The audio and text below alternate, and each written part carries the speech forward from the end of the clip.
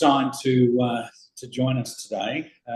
It's been a very busy time at Bass, and the recent culminating recently with the announcement of the acquisition of the Vanessa gas field and associated production equipment. That's marks a significant milestone on Bass's transition to becoming a gas producer.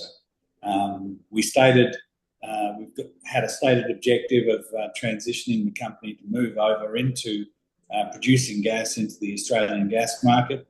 The Australian gas market, as you're all aware, has been buoyant for some time, driven by shortages on the East Coast gas market, and prices have stayed stubbornly high, which is a very, very good thing for gas producers.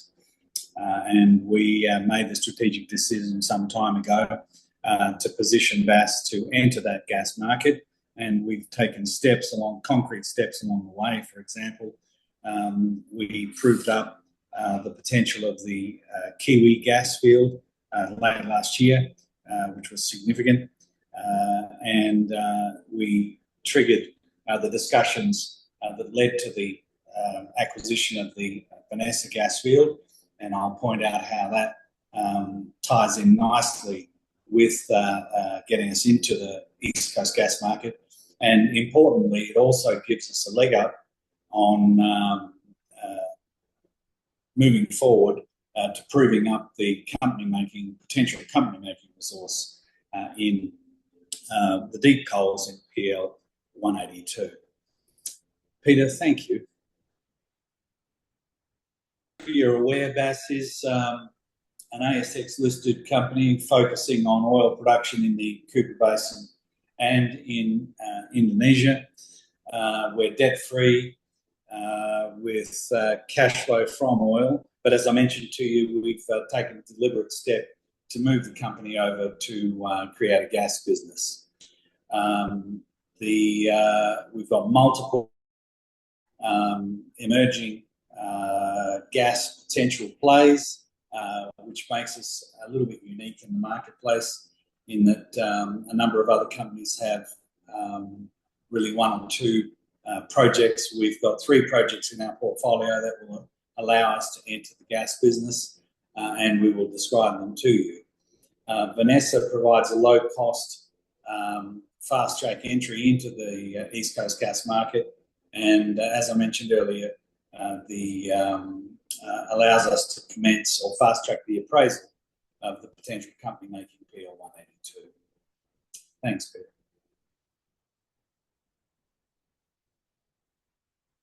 Okay, this gives you a company snapshot. We've got an experienced board, and like most energy companies, we've been impacted by the equities market not being too comfortable in the resources sector.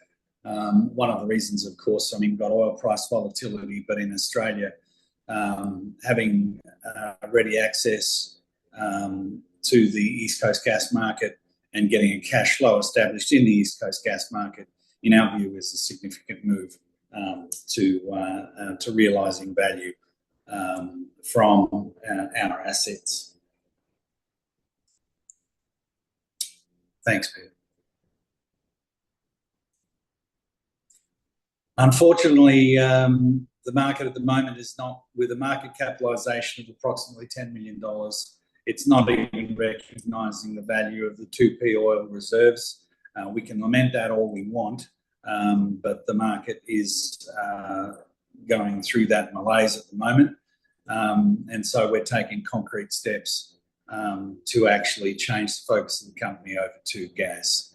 What that actually means is not only are we not getting value from our oil reserves at the moment, which are just under 1 million barrels, and they were recently released as part of the last annual accounts that were released 2 or 3 months ago. We're being given no credit for the value that's latent in the Kiwi assets or PL 182.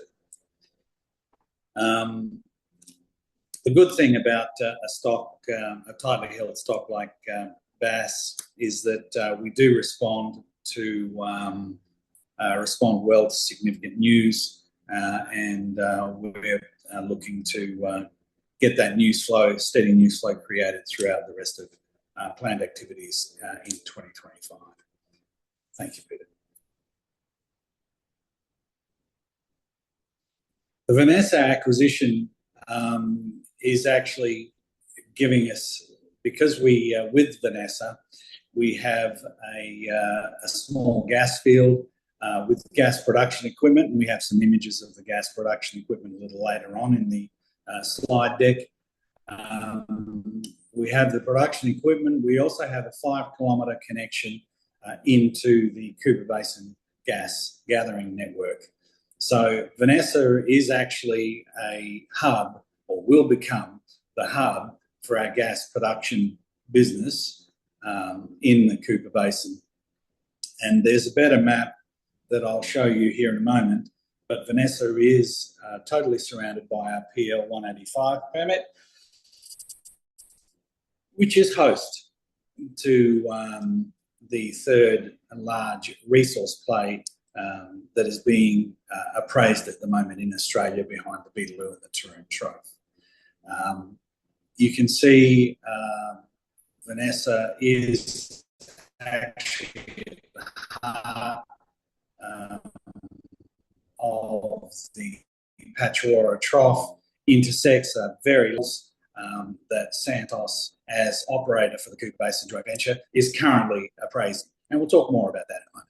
In terms of the acquisition cost, we did not pay anything for the acquisition. We took over the rehabilitation liability for the Vanessa gas field, but we also did negotiate a contribution from the previous operator and vendor. So the vendor is contributing significantly to the rehabilitation liability for the Vanessa field.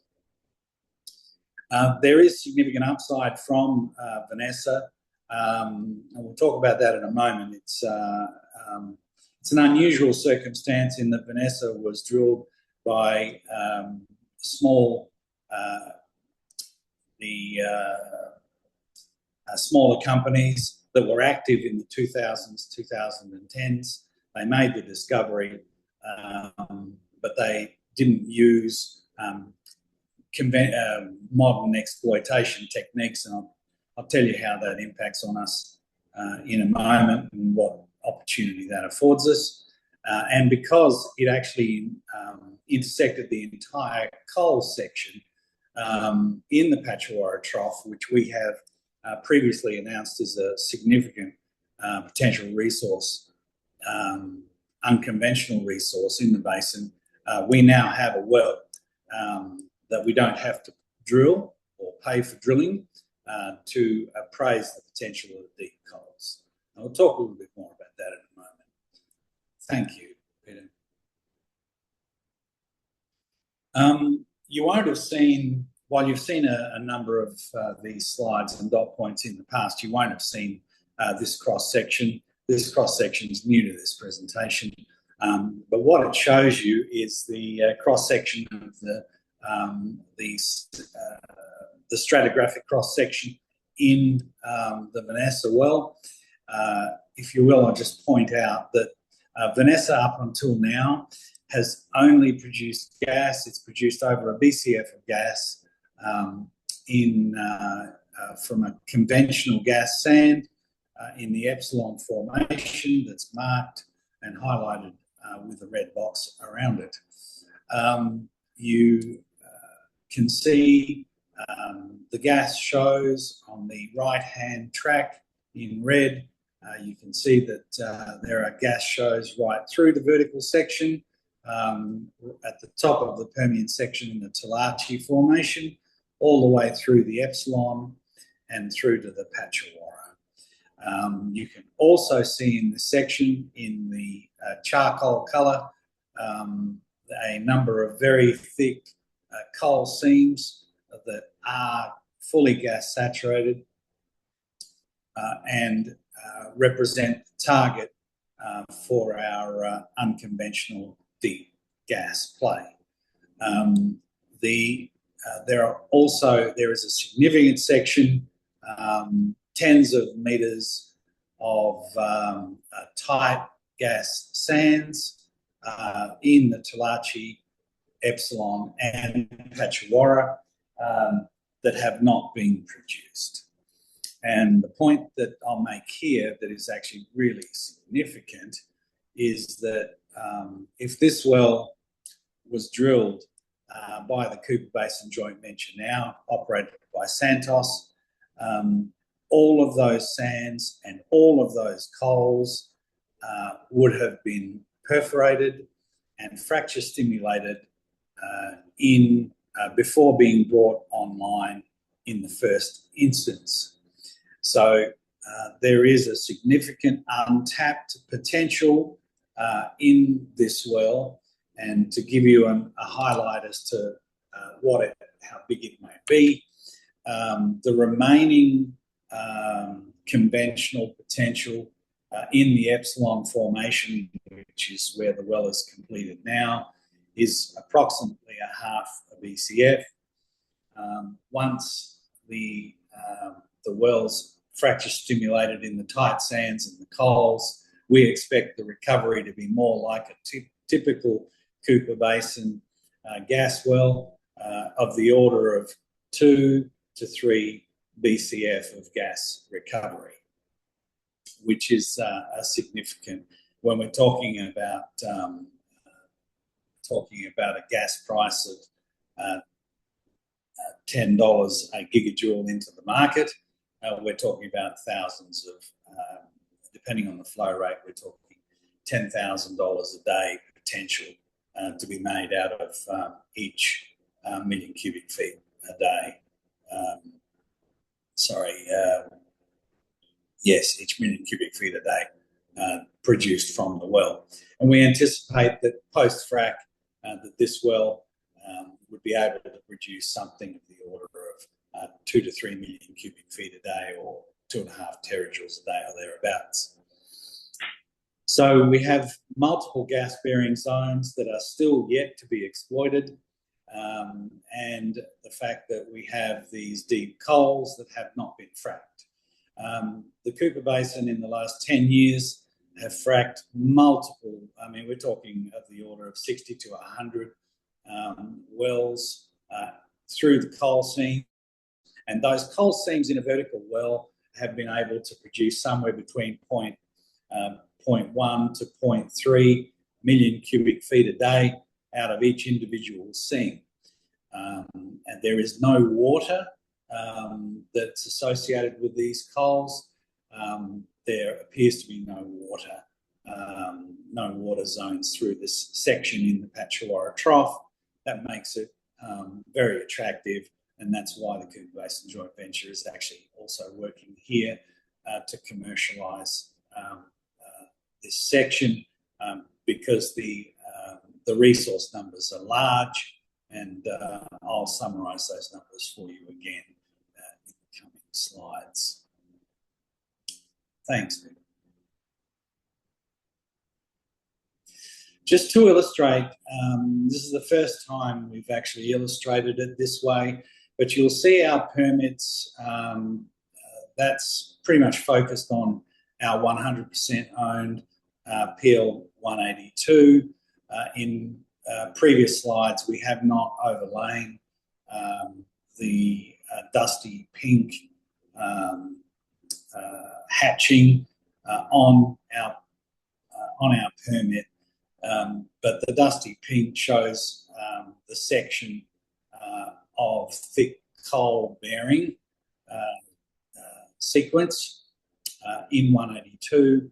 And one of the reasons that Vanessa was so important to us was that it's at the heart of the deep coal play, and was totally surrounded by our 182. So the acquisition of this was a significant move on our part, and we were very fortunate to negotiate a favourable commercial agreement with the previous operator.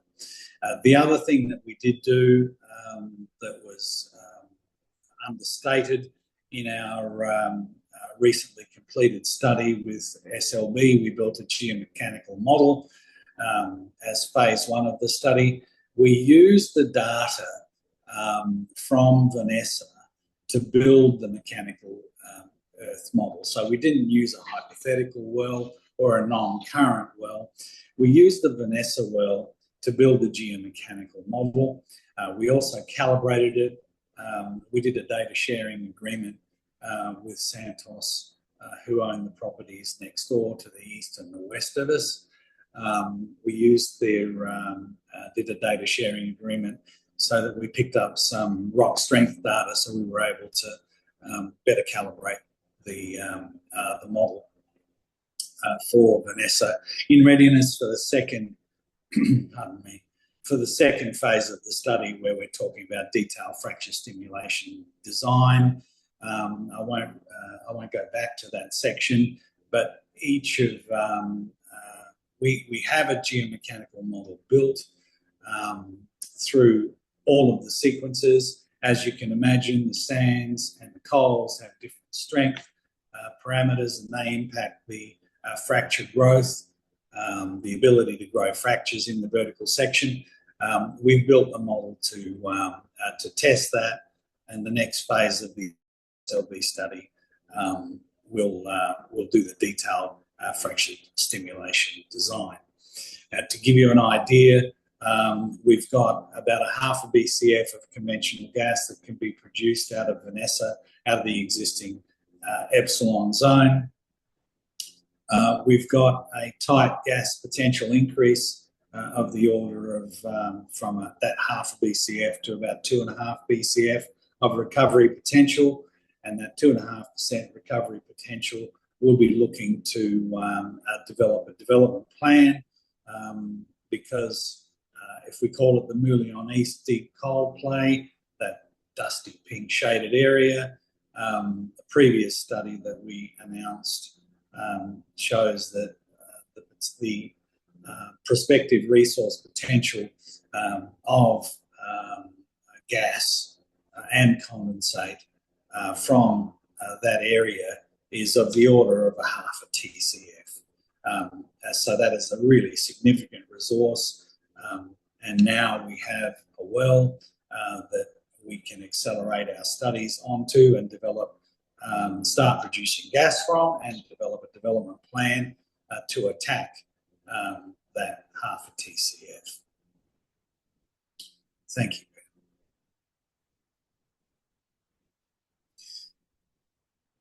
The other thing that we've been doing in the business is we've proven up the potential of the Kiwi gas field. It surprised us positively in that we thought it was a dry gas field. We produced rate limited. We were not able to produce more than 4 million cubic feet a day. We were targeting somewhere between 5 and 6 million cubic feet a day, but because we found that there was a significant condensate liquids content that was being produced at the same time, we ran out of oil storage capacity. But nonetheless, we got pretty much all of the information we were looking for. It increased the reserves potential or contingent resource to C up to 1 million barrels of oil equivalent. We did some screening economics, which we presented a couple of months ago, and the after-tax net present value of this resource at 15% discount rate is over $20 million. And this particular resource, where we have a company that currently is market capped at $10 million, to have a latent resource such as Kiwi that is worth over $20 million is again evidence of the undervalue, the latent value that we need to realise for this company. We are looking at funding options, and we have actually that Triassic play in and around the Kiwi area has actually has created a fair bit of interest around the place, and we have been fielding some interest from companies who are interested in farming in to this area. We own this Kiwi, well, we own most of the land around, including Kiwi and around Kiwi. We own that 100%. So we have an option to farm down to gain a full or partial or substantial carry in the Kiwi development, and that's factoring in to our thinking as to how we realise some of the value, some or all of the value for Kiwi going forward in the earliest possible circumstance. Now, if we can compare and contrast Vanessa with Kiwi, while Vanessa does not have the high liquids content, Vanessa has all of the production equipment on site. It has been connected, it has been produced, and we've got a pipeline connection. One of the challenges for us at Kiwi is to actually essentially run or build that pipeline, which at the moment is about 30 kilometres long. So that's the challenge there, and funding options like farming down to realise some of the latent potential is definitely on our radar. But Vanessa's ready to produce once we recommission and reinstate the certifications for all of the equipment on location, and that's probably where we'll start our gas production journey as soon as we possibly can. Thank you.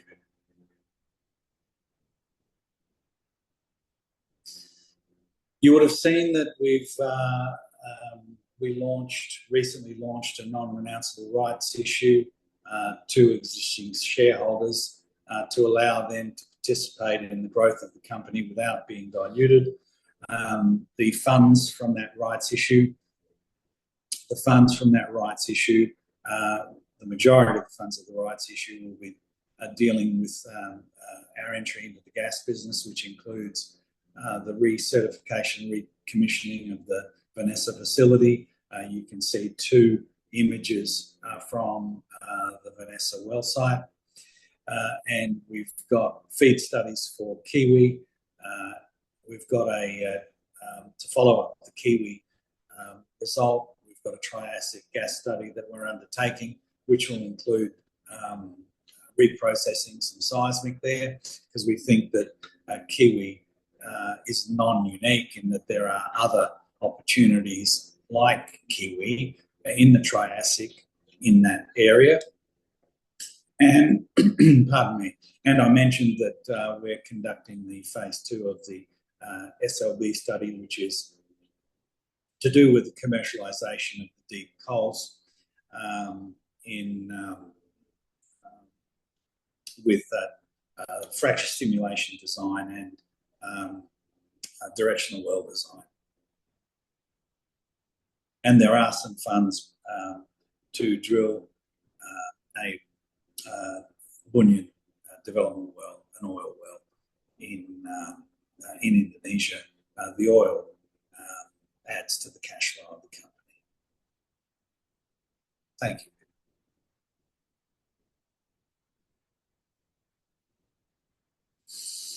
you. Okay, in terms of extracting maximum value there,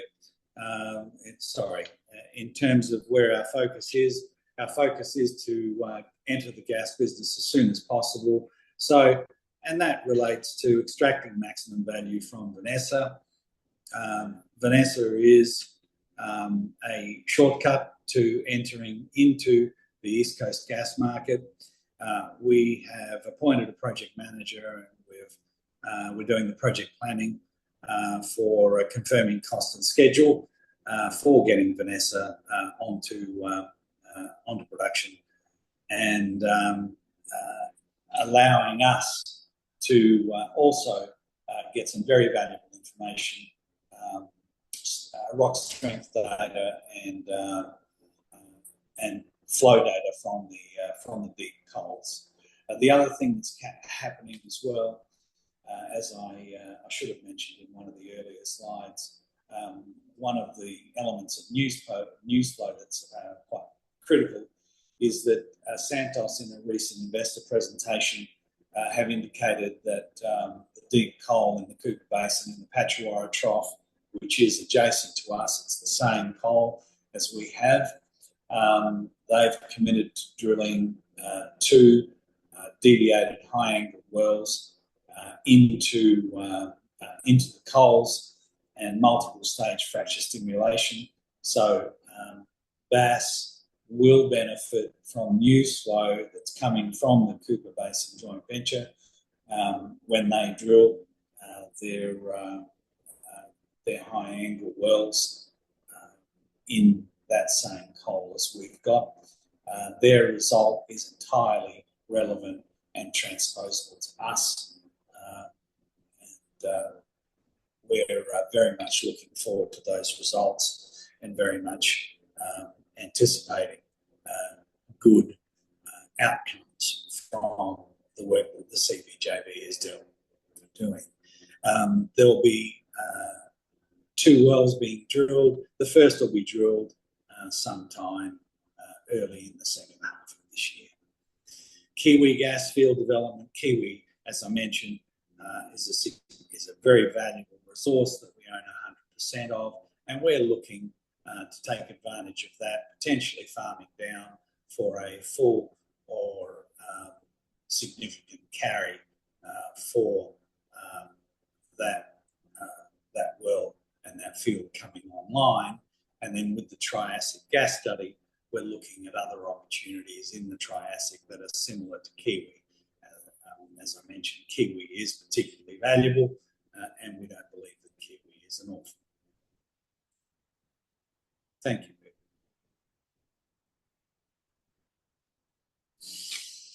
Okay. Thank you. Sorry, go ahead. Thank you very much for that presentation, Tino.